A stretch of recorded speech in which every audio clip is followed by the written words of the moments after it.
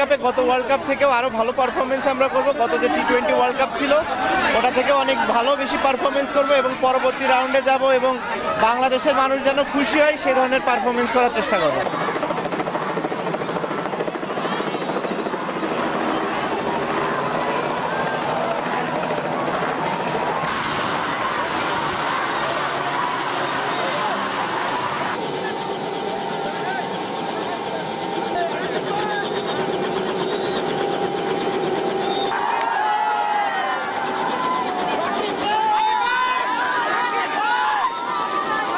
জিম্বাবুয়ের সাথে আমরা প্রিপারেশন নিচ্ছি। জিম্বাবুয়ের সাথে গতকাল ম্যাচটা দেখলেন, আমরা অসাধারণ পারফরমেন্স করেছি।